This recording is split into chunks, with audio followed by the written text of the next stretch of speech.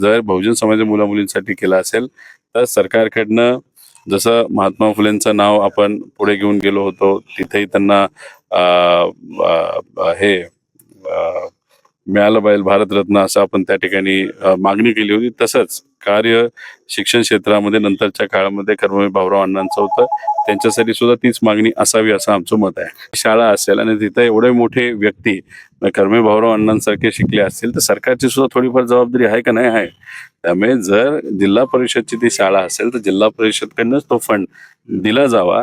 ठीक आहे, पवार परिवार आणि आम्ही सर्वजण आहोतच, पण मला असं वाटतं की सरकारकडनं पहिलं पाऊल त्या बाबतीतलं तिथं घेण्यात यावं.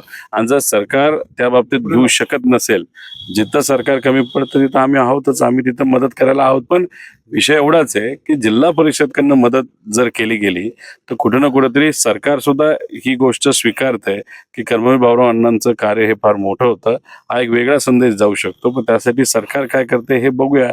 आणि जर सरकार पुढच्या 3 महिन्यामध्ये नुसतं घोषणेपुरतंच थांबणार असेल तर आम्हाला तुम्ही सांगा, आम्ही येऊ. कारण का एवढं मोठं कार्य असेल तर आपण जेवढी मदत करेल तेवढी कमीच आहे. तिथं आम्ही स्वखर्चातून तिथं सेवा म्हणून मदत करू. महिन्यापर्यंत आपल्याला थांबावं लागेल. सरकार खरं बोलतं का खोटं बोलतं हे त्यानंतर तिथं कळेल.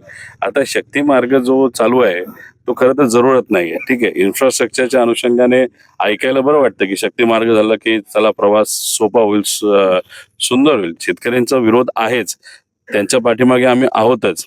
पण 1,00,000 कोटी रुपयामध्ये करीबन 30,000 कोटीचा मलिदा आहे, म्हणजे दलाली आहे. हे नेते आणि हे सरकार त्याच्यामध्ये दलाली खाणार आहे. आमचं मत आहे की 1,00,000 कोटीची आता तशी जरूरत नाही. मग 1,00,000 कोटीमध्ये तुम्ही शेतकऱ्याची कर्जमाफी करा. तुम्ही जी रयतच्या कर्मवीर भाऊराव अण्णांची जी जिल्हा परिषद शाळा होत्या अशा जिल्हा परिषद सर्व शाळा तुम्ही त्या 1,00,000 कोटीमध्ये तुम्ही सुंदर आणि चांगल्या करा. शिक्षणावर खर्च करा. कोल्हापूर शहरामध्ये अनेक काही अडचणी आहेत ते तुम्ही थोडंसं लक्षात द्या.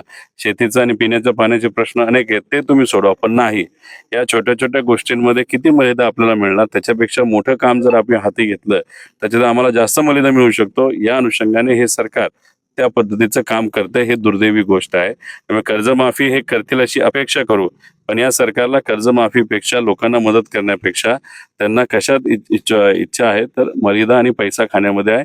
आणि भ्रष्टाचार खूप मोठ्या प्रमाणात वाढलेला आहे या आपल्या महाराष्ट्रामध्ये.